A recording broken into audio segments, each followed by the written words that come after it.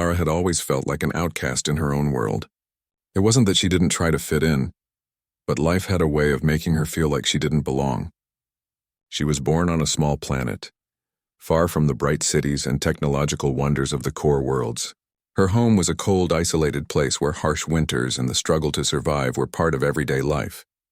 The people here weren't cruel, but they valued strength above all else. Strength in the body, strength in the mind, and strength in character. Lara had none of that. She wasn't strong. She wasn't fast. And she certainly wasn't wealthy. In a world that prized physical fitness and beauty, she felt like a forgotten soul, lost in the shadows. Her family had been poor, living in a small, crumbling cabin on the outskirts of a mining town. They didn't own much and they struggled to get by. But the real hardship for Lara came from the way others treated her. She was a heavy-set woman, which was enough to make her an outcast. People whispered behind her back, calling her names she never forgot. Despite her kind heart and a spirit that never gave up, Lara was constantly reminded that she didn't fit the ideal image society wanted. It was because of this that, one fateful day, she found herself standing on a cold, metallic stage surrounded by strangers. The auction was about to begin and Lara was the one up for sale. The room smelled of old wood and sweat. Hundreds of faces stared at her, some curious, some cruel, and others bored. There was no dignity left in her, and she didn't expect any sympathy. She was a commodity now, a product to be sold to the highest bidder. The auctioneer, a thin man with a smug smile, stood at the front ready to call the price. "Ladies and gentlemen," the auctioneer announced with a loud voice, "here we have a fine specimen. A human who has seen much but contributed little. She is of average intelligence, no special skills to speak of. And let's not pretend she's going to win any beauty contests, but perhaps she will find a place with someone who sees potential." Lara's heart sank. The man was selling her as if she were a piece of scrap metal.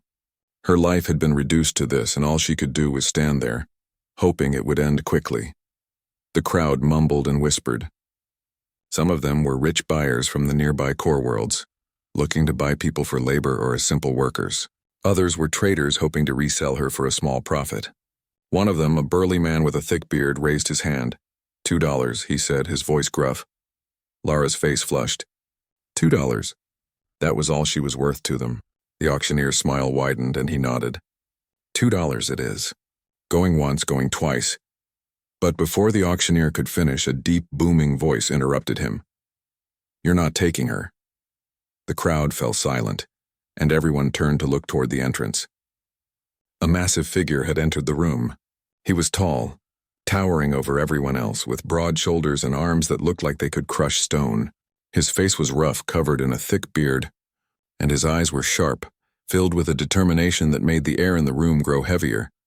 He wore a simple outfit made of tough, weathered leather, as though he had been living in the wild for years. His boots were caked with dirt, and his long, dark hair was tangled from the winds of distant mountains. There was an air about him that was both intimidating and commanding. Lara's heart skipped a beat.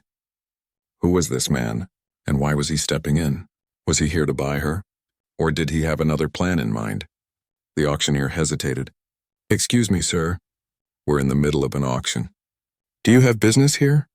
The giant man ignored him and stepped forward, his eyes never leaving Lara. He walked to the front of the stage and stood tall, looking down at her with a strange sense of authority. "You're coming with me," he said, his voice calm but firm. Lara blinked, unsure of what to make of his words. The crowd murmured, confused and curious about the sudden interruption. The auctioneer's face reddened in anger, his eyes darting between the giant man and Lara. "You can't just take her," the auctioneer spat. "She's already been sold." The giant man didn't flinch. His gaze never wavered as he turned his attention to the auctioneer. "I'm paying," he said simply. And without another word, he reached into his pocket and pulled out a small, glowing crystal. It was a high-tech payment token, worth far more than the measly $2 Lara had been sold for. The auctioneer's eyes widened as he recognized the value of the payment. Wait, the auctioneer stammered, his hand shaking. "You're not supposed to—" But it was too late. The deal was done. With a flick of the man's wrist, the transaction was complete, and Lara was no longer part of the auction. The crowd watched in stunned silence as the giant turned and motioned for Lara to follow him. "Come on," he said softly, his voice unexpectedly gentle. "Let's go." Lara didn't know what to say. She was in shock. Was this a dream? A nightmare? Was she being taken to a life of even worse suffering? Or was this some kind of twisted game? But as she looked up at him, something inside her stirred. There was no cruelty in his eyes, no malice. In fact, she saw something else there, a kind of empathy, maybe even respect. It made her feel safe for the first time in a long while. Slowly, she stepped down from the stage and followed him, her mind racing. She had no idea what this man wanted with her, but one thing was certain. Her life was about to change. She wasn't sure if it would be for the better, but she couldn't deny that there was something about him that felt different. The giant led her through the crowded hall, and as they stepped out into the cool evening air, he glanced down at her. "My name is Grimoire," he said. "You're free now. You don't have to stay in that place anymore." Lara didn't know what to say. She just nodded. For the first time in a long time, she felt a small spark of hope. It wasn't much, but it was a start. And as they walked into the night, she realized that her journey was just beginning. Lara walked behind Grimoire, her mind racing with questions. She still didn't know what had just happened. One minute, she was about to be sold off for a few dollars, and the next, a giant man had swooped in and bought her freedom. She could barely wrap her head around it. Was he truly doing this for her? Or was there something more she wasn't seeing? Grimoire led her through the small town, his long strides carrying him quickly. She had to walk fast to keep up. The people around them stared as they passed, some curious, others confused, but none dared to stop Grimoire. He seemed like someone you didn't challenge. After a few minutes, they reached the edge of the town.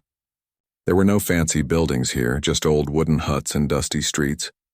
But beyond the town, the land opened up into wide plains that stretched to the horizon. In the distance, Lara could see towering mountains, their peaks hidden in the clouds. The air here smelled different, cleaner, fresher, like the smell of adventure. "Where are we going?" Lara finally asked, breaking the silence. Her voice was quiet, unsure, but she had to ask. She had no idea what Grimoire's plans were.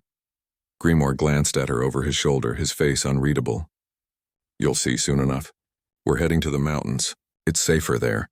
Lara felt a knot form in her stomach. Safer? She had no idea what he meant by that. From everything she had heard, the mountains were a dangerous place, filled with wild animals and harsh weather. People didn't go there unless they had to. She had no reason to believe Grimoire's words, but there was something about him that made her trust him, even if just a little.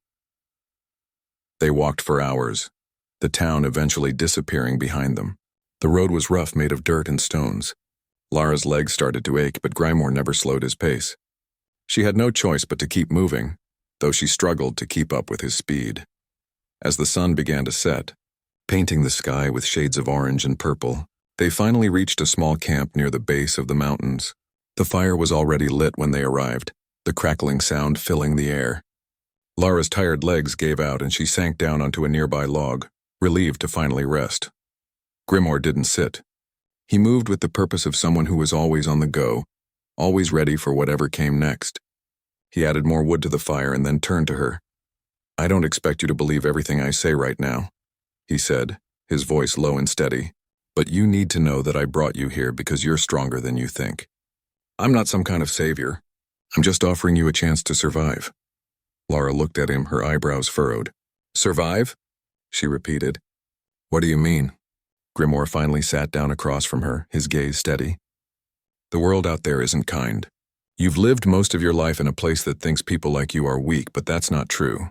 You've survived just as much as anyone. You've kept going even when things were hard." Lara felt a strange warmth spread in her chest at his words. It was the first time someone had ever said anything like that to her. Most people saw her as nothing more than an inconvenience, someone who didn't matter. But Grimoire was different. She wasn't sure how, but she felt like he saw her for who she truly was. He continued, his voice serious. "I didn't just come here to rescue you from that auction. I came because I need help. This land. It's wild and the people here are not kind. There are forces at work that you can't even imagine. But you have the strength to survive here if you learn how." Lara felt a surge of curiosity. "What kind of forces?" she asked. Grimoire's face grew grim. "There are rival tribes that fight for control of this land. They fight to survive, and some are not above using people like you and me as pawns in their games. I don't want you to be a pawn. I want you to stand with me. Lara's heart beat faster. She hadn't expected anything like this. She had thought she was just going to be hidden away somewhere, forgotten. But Grimoire was asking her to be more than that. "What do you want me to do?" Lara asked. Her voice was tentative, but there was a spark of something new inside her, something she hadn't felt before. Grimoire smiled slightly, though it was a hard smile. "I want you to learn how to survive, to fight when you need to, and to lead when the time comes." Lara couldn't believe her ears. She was no leader. She was no warrior. She had always been told that she was weak, that she didn't belong in a world like this. But there was something in Grimoire's eyes that made her want to believe him, even if she wasn't sure how to. The night passed quickly, with Grimoire teaching her how to make a fire from scratch, how to use a simple hunting knife, and how to recognize the signs of danger in the wild. It was hard work, and Lara was exhausted by the end of it, but she felt something shifting inside her, like the beginning of a new chapter in her life. Maybe she wasn't as weak as she had thought. The next morning they set out again, this time heading into the mountains.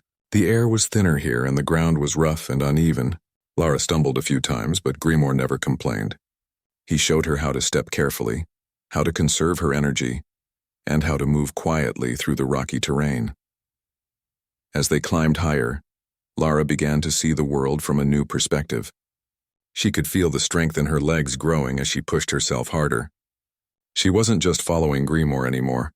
She was starting to keep up with him. And for the first time in her life, she began to feel like she wasn't just surviving. She was thriving. By the end of the week, Lara had learned how to set traps for small animals, how to identify edible plants, and how to navigate through the mountains. It wasn't easy, and there were times when she wanted to give up. But Grimoire never let her stop, never let her back down. He was tough but fair, and every time she thought she couldn't go any further, he reminded her of the strength inside her. "You're doing well," he would say, his voice low and encouraging. "Keep going." And Lara did. One afternoon, as they reached the top of a small peak, Grimoire stopped and pointed out across the land. "Look out there," he said. "This is what you're fighting for." Lara looked out at the breathtaking view. The mountains stretched out as far as the eye could see, the sun casting long shadows over the valleys below. It was beautiful, and for the first time in a long while, Lara felt a sense of belonging. This was her world now. She wasn't just a forgotten person in a world that didn't care. She was part of something bigger. "I'm ready," Lara said quietly, a newfound determination in her voice. Grimoire nodded, his eyes proud. "I knew you would be." And so they stood together at the top of the mountain, looking out at the world ahead. There were challenges, dangers, and enemies waiting for them. But Lara knew one thing for sure. She wasn't alone anymore. Grimoire had given her a chance to be something more, and she was going to make the most of it. Her journey had just begun.